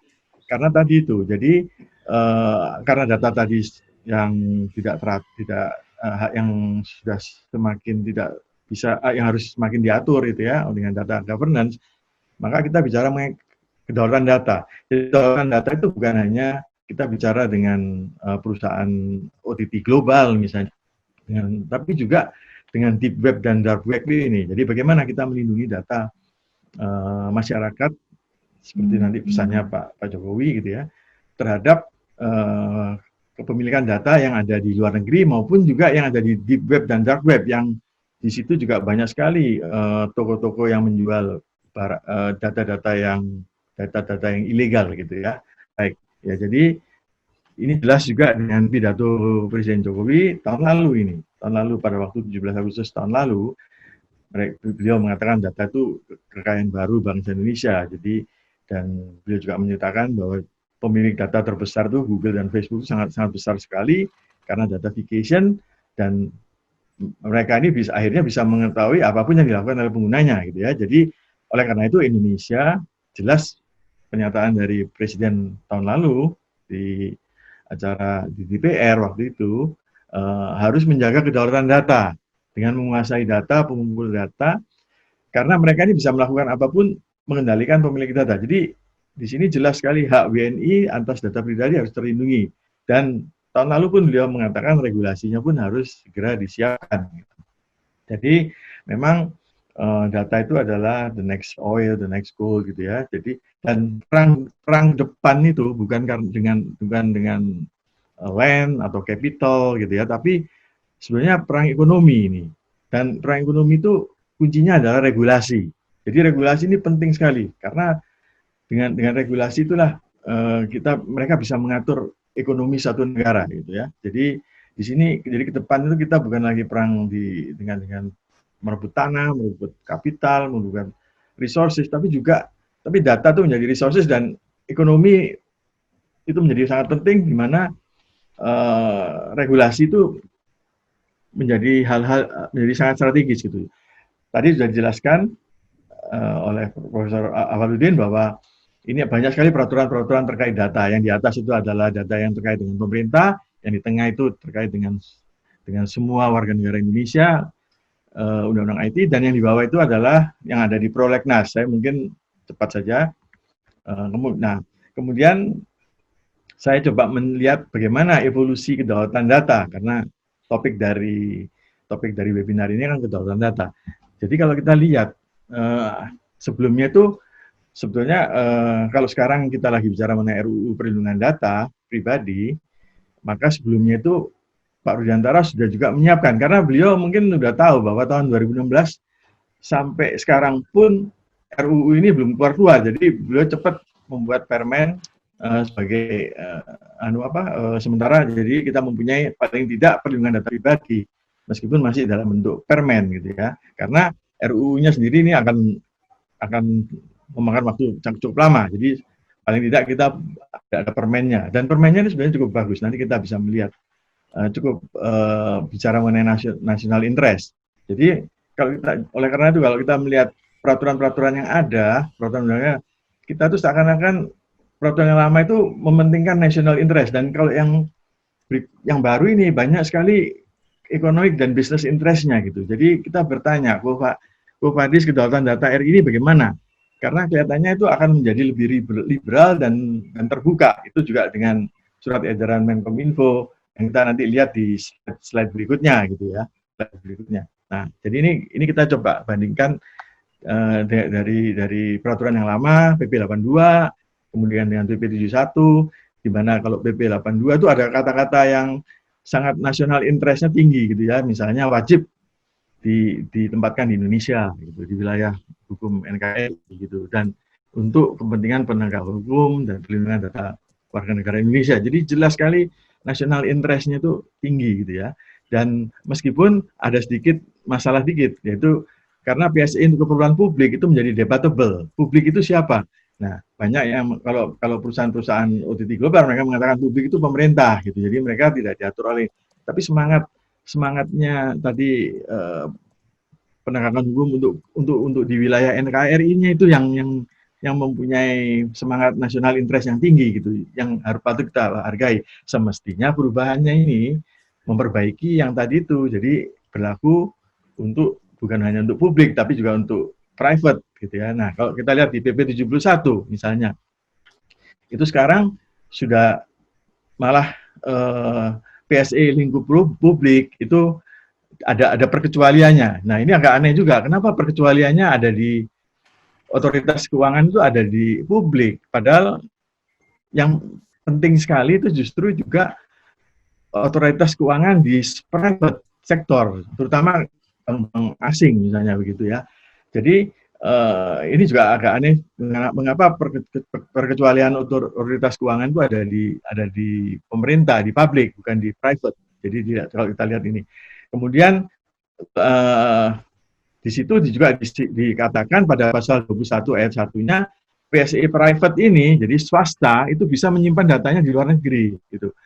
Nah, jadi di sini kita bisa melihat, jadi semangatnya itu liberal sekali, terbuka sekali gitu ya. Kemudian kalau kita melihat dibandingkan dengan yang lama gitu ya, dan kita juga bisa melihat RUU misalnya sanksi administrasinya pun pasal 100 sanksi administrasi dari PDP ini juga, di mana pasal 21 ayat 1-nya ini tidak ada, artinya ya bebas saja PSI lingkup swasta apabila melakukan sesuatu pelanggaran itu tidak ada, itu tidak berlaku sanksinya gitu ya. Jadi agak aneh juga gitu. Kenapa kok sanksinya pasal 21 ini tidak berlaku?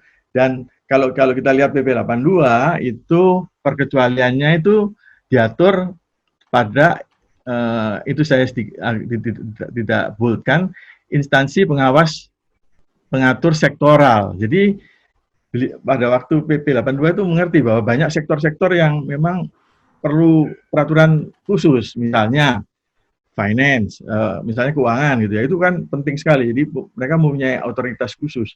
Kesehatan itu penting sekali. Jadi memang PP 82 sepertinya lebih baik, dan lucunya PP 71 itu mengatur perkecualian otoritasnya itu keuangannya itu malah yang di publik bukan di private. Dan bagaimana dengan kesehatan dan lain-lainnya dan lain sebagai berikut gitu ya. Apakah datanya boleh ditaruh di luar negeri, data kesehatan dari rumah sakit swasta misalnya gitu. Jadi kalau perkecualiannya tidak ada itu berbahaya sekali. Kemudian juga mengenai ya, jadi kalau kita lihat di Permen Kominfo yang lama yang dibuat oleh Pak Rudiantara itu misalnya bahasa Indonesia, kemudian di surat edaran dari Menkominfo-nya mengenai layanan OTT, mereka harus mendirikan bentuk usaha tetap BUT gitu ya di Indonesia, sehingga sulit mereka untuk lari dari pajak gitu. Jadi kita bisa melihat tren dari peraturan ini kok semakin liberal gitu ya. Jadi semakin, kalau kita lihat di PDP yang RUU PDP misalnya pasal 49 mengenai tadi dikatakan oleh Pak Jamal kalau nggak salah, mengenai transfer data pribadi ke luar negeri wilayah NKRI, di mana data controller dapat mentransfer datanya ke yang di luar negeri gitu. Jadi semangatnya tuh memperbolehkan untuk data itu berada di luar gitu. Padahal kalau kita melihat trennya itu misalnya ABJI gitu ya, banyak sekali bekerjasama dengan Google dengan lain sebagainya, itu kan kita melihat konten konten delivery network-nya, CDN servernya, itu kan banyak perusahaan-perusahaan OTT global itu bekerja sama dengan ABJI, dengan Telco, dengan Telkom gitu. Karena data itu memang harus data konsumen Indonesia, data warga negara Indonesia ya memang harus dekat dengan berada di Indonesia gitu. Nah, tapi mereka tidak suka dengan adanya peraturan, karena kalau adanya jelas peraturan, maka mereka merasa nanti masalah pajak, masalah bisa dikontrol oleh pemerintah gitu, sehingga mereka lebih suka tidak diatur aja, tapi mereka menempatkan datanya tetap di Indonesia dengan CDN server kerjasama dengan banyak sekali juga memang kerjasama dengan anggota ABJI gitu ya. Jadi ini kita bisa melihat bagaimana tren dari regulasi. Dan kalau misalnya memang kita ingin RUU PDP ini cepat-cepat diundangkan gitu. Tapi jangan kita melakukan kesalahan yang sama. Kita ingin cepat, semestinya itu private sector semua stakeholder ini harusnya dilibatkan. Kenapa enggak dilibatkan ya? Jadi dari tahun 2016 saat kita mulai bicara mengenai RUU PDP, partisipasi dari private sector, dari stakeholder ini kok kurang sekali, sehingga akhirnya waktu seandainya nanti undang-undangnya keluar, itu nanti banyak sekali pasal-pasal yang harus nanti mungkin diamandemen atau dikritis dan lain sebagainya. Jadi kita jangan mengulangi selalu kesalahan-kesalahan yang sama dalam membuat undang-undang ini. Memang kita ingin cepat, tapi cepat itu berarti libatkanlah semua stakeholder untuk bisa ikut memberikan masukan-masukan dari asosiasi fintech, dari ABJI, dari ABDI, dari Mastel dan lain sebagainya, itu kan harusnya semuanya harus didengar supaya peraturan ini menjadi bagus gitu ya. Nah, jadi kalau ini kita lihat di EU GDPR misalnya gitu. Memang kalau kita lihat draft RUU PDP ini banyak sekali mengambil pasal-pasal dari undang-undang GDPR gitu. Tapi ada satu yang tidak diambil, misalnya lokasi data gitu ya. Kalau di EU GDPR menentukan lokasi data atau kedaulatan data itu juga merupakan hak konsumen. Kenapa ini tidak ada di peraturan yang baru, yang RUU PDP kita gitu. Kemudian anonim itu juga penting gitu ya. Jadi pada waktu kita melakukan transfer data. Gitu. Jadi itu mungkin yang highlight dari kami mengenai RUU PDP, dan ini kegiatan-kegiatan Abdi. Kita juga membuat beberapa buku mengenai data science, data security, kemudian buku-buku ini nanti kita, penulisnya juga salah satunya juga Abdi gitu ya, Pak Jamal juga ikut menyumbang satu artikel di sini. Nantinya kita akan presentasikan di summit kita pada tanggal 24 November, itu kita ada summit di mana kita akan bicara mengenai data governance, AI governance, dan lain sebagainya. Ada banyak hal yang bisa kamu lakukan untuk bantu atasi pandemi virus corona. Jaga jarak aman 1 meter agar terhindar dari penularan virus. Seringlah mencuci tangan dan hindari menyentuh wajah. Lakukan kegiatan belajar, bekerja, beribadah, dan transaksi keuangan dari rumah. Kelengkapan layanan BNI akan memudahkan transaksi keuangan. Bersama, kita pasti dapat atasi pandemi virus corona. Pesan ini disampaikan oleh BNI. Baik, kita sebelum kita tutup, kami masih ingin mendengarkan satu pembicara lagi, Pak Dedi Iswanto dari IBM. Pak Dedi ini spesialis untuk Big Data Analytics ya. Pak Dedi, selamat sore, masih bersama dengan kami. Sore, Mas Rainer. Pak Dedi, saya mohon maaf sekali ini di nomor urut yang paling terakhir, tapi memang kita harus fair nih, yang masing-masing dapat bagian ya. Mas, aku langsung aja nih. Kebetulan di beberapa tahun belakang ini saya sering diundang oleh IBM, suka ada presentasi nih di hotel di mana saya suka dengar nih. Dan saya melihat IBM ini getol sekali bahas soal big data dan juga cyber security ya sekarang ya. Iya.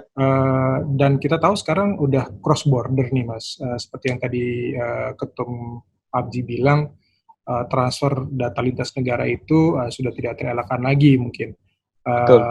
Dan ini perlu governance, kemudian cross bukan hanya lintas negara tapi juga lintas sektor yang tadi dibilang kan, ada financial, ada kesehatan gitu. Pertanyaan saya itu secara dari sudut pandang big data ini dan melihat bisnis dan ekonomi, apakah kita Indonesia kehilangan atau justru mendapatkan devisa dari data konsumen kita sendiri? Oke, makasih Mas Rainer dan Abji ya udah menyelenggarakan webinar seperti ini. Menurut saya sangat bermanfaat. Saya sendiri melihat beberapa regulasi, saya jadi dapat tahu beberapa yang saya belum hanya dengar, tapi seperti itu. Dan buat pemirsa yang lain mungkin lebih baik gitu ya. Nah, terkait ke pertanyaannya Mas Rainer tadi ya. Jadi pemanfaatan data yang sudah dipertukarkan tadi kan sudah disebutkan ya, bahwa data itu sudah tidak terelakkan, sudah terjadi pertukaran data kemana-mana. Gitu. Secara tidak sadar kita sendiri semua pengguna yang sudah terinternet itu hampir pasti sudah dia mengekspos datanya ke beberapa pihak tertentu gitu. Nah, sekarang bagaimana big data melihat itu bisa bermanfaat sebagai dalam sudut pandang devisa seperti apa gitu. Kemudian pertukaran data ini kita sebagai bangsa Indonesia atau pemerintah Indonesia atau konsumen Indonesia bisa apakah kita atau enggak? Saya melihatnya sih seperti ini. Kalau dibilang kehilangan mungkin begini. Tadi ada yang menyebutkan bahwa kita tertinggal dari 190 negara lain ya. walaupun mungkin angkanya belum tentu seperti itu persis, tapi itu sangat sulit dibantah dalam konteks urgensinya gitu. Jadi bahwa kita kehilangan, kita kan belum terlalu memanfaatkannya. Artinya kita belum kehilangan. Berarti sebetulnya di Indonesia dalam sudut pandang perusahaan ya, itu kita belum memanfaatkan. Jadi kita mungkin mengalami opportunity cost. Jadi kita kehilangan peluang untuk memanfaatkan data. Sementara negara-negara lain, aplikasi-aplikasi atau penyelenggara bisnis digital lain itu sudah sangat memanfaatkan data kita semua gitu. Data sudah berlalu lalang kemana-mana, keluar, kemudian kita di offer sesuatu, kita dijual belikan, baik ini tadi yang di dark web dan segala macam. Nah, itu seharusnya kita bisa memanfaatkan itu menjadi devisa gitu. Jadi ini adalah opportunity cost gitu. Kita tahu bahwa perusahaan-perusahaan itu, kita lihat juga bahwa perusahaan-perusahaan itu baik di Indonesia atau di semua negara sudah melihat data itu kan semua every company is data company. Sekarang lihatnya kan gitu. Tadi data is the new oil. Ya memang benar. Jadi setiap company sudah seharusnya menjadi company data. Dia sudah setiap company itu sudah seharusnya melihat data itu resources-nya pasti. Juga jadi urat nadi bisnisnya itu pasti. Nah, dari situ harusnya di balik itu tentunya adalah bisnis yang bergeliat. Bisnis yang bergeliat artinya pemerintah atau kita harus bisa. Nah, jadi menurut saya kita kalau kehilangannya belum, tapi kita harus segera merecovery opportunity cost itu dari devisa, dari data yang orang lain sudah memanfaatkan sebesar-besarnya gitu. Perusahaan digital, sosial media, game, semua by default sudah mengkolek data gitu. Semua user, semua kita pengguna aplikasi mobile, kita tanpa sadar atau kita males, kita langsung klik aja tuh yang user agreement, yes, supaya kita bisa langsung pakai. Dan di situ kita sudah terekspos. Tanpa sadar kita sudah setuju bahwa data kita boleh dimanfaatkan. Siapa yang mau baca peraturan user agreement itu ya? Most likely kita akan yes, oke. Yang penting saya bisa pakai. Apalagi main game atau pakai aplikasi, semuanya itu sudah seperti itu. Dan mereka memperbarui user agreement itu. Oke, ada update, lalu kita setuju gitu. Nah, pemanfaatan data itu lagi-lagi kita nggak dapat kebagian kuenya, nggak dapat kebagian pemanfaatan data itu. Baik pemanfaatan data itu langsung maupun penyelenggara institusi yang berkaitan dengan misalnya yang bisa menyediakan penyimpanan data center akan lebih berkembang kalau kita bisa kan topiknya itu kan, kita bisa sebanyak-banyaknya semua penyimpan data cloud provider atau data center itu lebih banyak di Indonesia. Tentunya itu akan lebih menggeliatkan ekonomi kita kan gitu. Jadi itu aja udah kelihatan bahwa seharusnya sudah jadi devisa. Belum lagi data, kalau kita punya devisa terhadap setiap data yang dimanfaatkan orang itu. Nah, itu juga sudah kelihatan bahwa kita kehilangan opportunity cost dari situ. Gitu sih, Mas. Kalau IBM, menarik ya.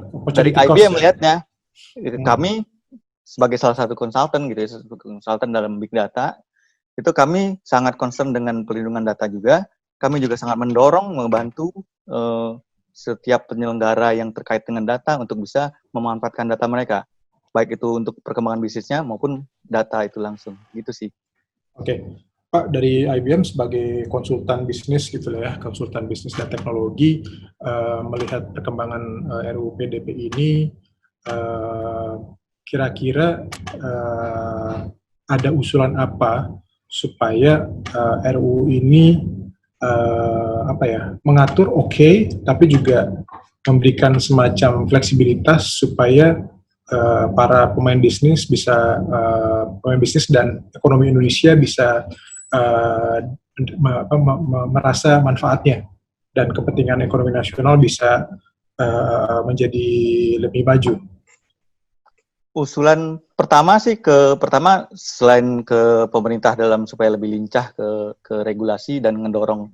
Jadi regulasi itu selain melindungi juga supaya lebih industri itu lebih bergeliat gitu ya dengan datanya gitu.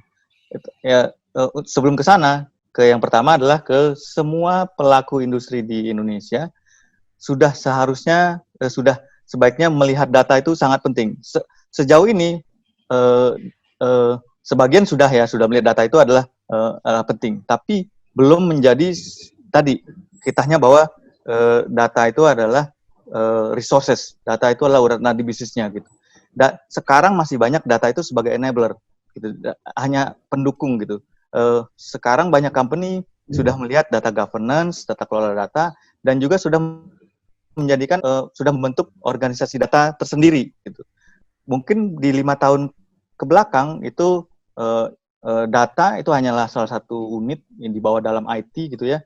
Dalam IT dia mengelola data, bikin report, memproses data, lalu keluar berikan data ke bisnis seperti itu. Kedepannya sebaiknya bahwa nggak hanya memberikan data report seperti itu yang seperti 5-10 tahun yang lalu ya, Mas. Sekarang sudah big data, sudah kognitif, itu sudah harusnya dapat insight dari data itu. Data itu nggak hanya as is kelihatan data, oh segini performa perusahaan segini gitu. Tapi lihat di balik data itu seperti apa gitu. Nah, kalau semua perusahaan sudah bisa melihat seperti itu dan melihat betapa pentingnya data, selain seberapa sensitifnya data bagi customer mereka, maka ekonomi juga menggeliat. Mereka juga mendapatkan efisiensi, improve di bisa gitu. Jadi lebih ke bahwa pelan-pelan pelaku bisnis, pelaku konsultan seperti IBM dan lain-lain gitu juga harus ngedorong ini sama-sama bahwa nih regulasi tentang data kita masih ketinggalan, tapi sudah ada gitu ya. Saya masih lihatnya positif gitu. Tapi di satu sisi melihat pentingnya data dalam sudut perlindungan maupun pentingnya data dalam buat bisnisnya mereka itu sudah sangat urgent gitu. Bahwa perusahaan jadi tidak boleh menganggap remeh tentang perlindungan data atau gimana data itu bisa ngebantu. Tadi udah banyak contoh gitu ya, kalau datanya itu tidak terlalu katakanlah tidak terlalu dianggap terlalu concern sebagai perlindungannya. Tadi banyak dark web segala macam, kemudian kemarin banyak kan Tokopedia, bahkan perusahaan kelas dunia seperti Garmin pun masih bisa bobol gitu. Bisa bobol dan dia harus membayar jutaan dolar. Bayangin jutaan dolar. Itu kalau kita melihat itu sebagai risiko yang harus kita manage dan juga sebagai peluang bisnis, nah itu mungkin itu bisa jadi pendorong buat kita lebih concern dan juga sama kedaulatan data Indonesia sih gitu. IBM sendiri punya framework data governance ya. Jadi setiap kali kami datang ke klien kami nggak hanya meng-offer solusi, tapi kami seperti ini dulu yang basic-basicnya harus kita share dulu sih. Jadi nggak semata-mata kami project dapat solusi jualan, nggak seperti itu. Kami selalu coba lihat seperti apa ke depannya, bagaimana kita semua melihat data gitu, bagaimana company ini melihat data ke depannya gitu. Itu sih dari menurut saya. Mungkin pertanyaan saya yang terakhir, mungkin karena saya orang crisis management ya Mas. Kan seperti tadi Mas sudah sempat mention teknologi Indonesia tidak kalah misalnya, tapi masih tetap aja kebobolan gitu. Terus kemudian tadi teman di ID Pro bilang kompetensi sumber daya manusianya juga harus ditingkatkan gitu, integritasnya, kemudian soft skill-nya gitu kan.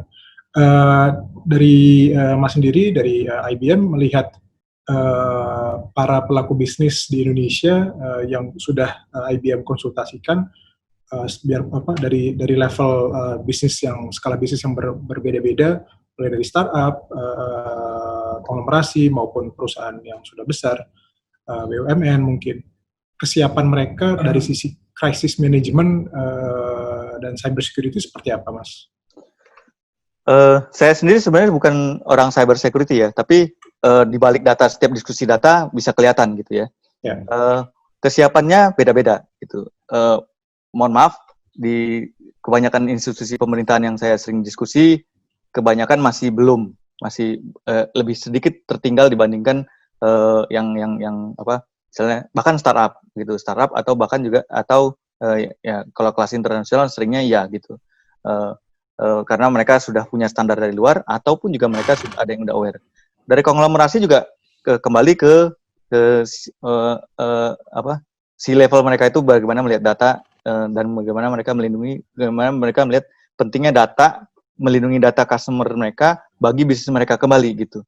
Jadi boleh dibilang bervariasi sih, case by case gitu. Hampir kalau di institusi pemerintahan tadi, mohon maaf, memang masih banyak yang tertinggal karena mereka sangat fokus di domain mereka.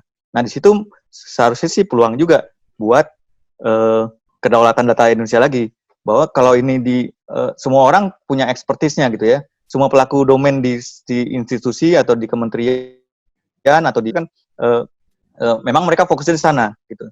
Tapi sudah saatnya mereka melihat itu data itu penting. Tadi kan udah disebutin di data COVID apa segala macam, itu kan sangat bahaya ya.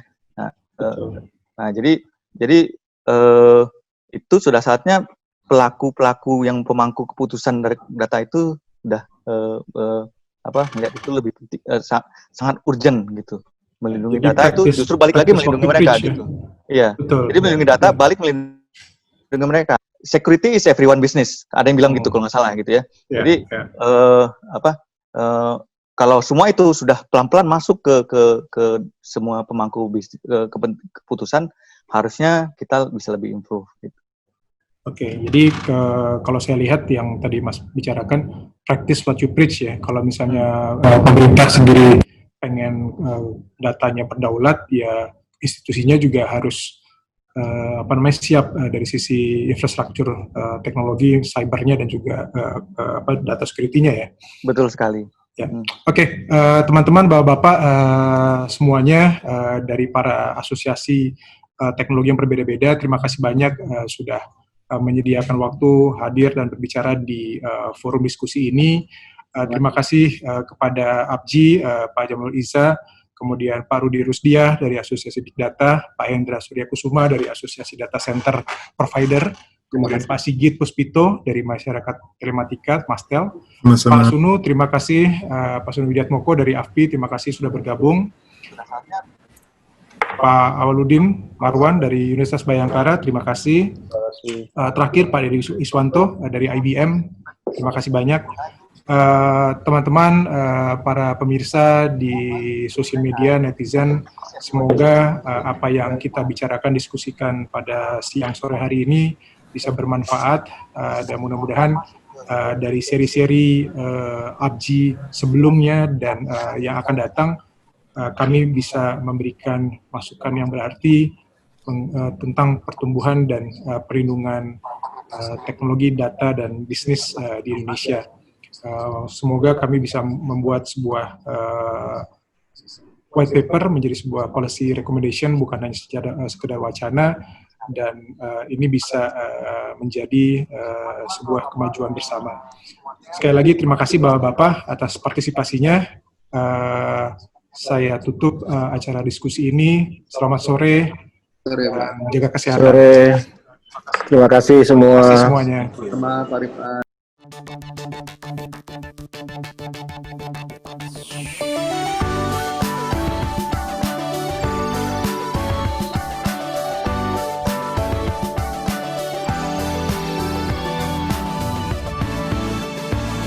Abji hari melayani Anda, Abji membangun komunikasi maya, Abji mewujudkan cita-cita bangsa, Abji menuju Indonesia sejahtera. Asosiasi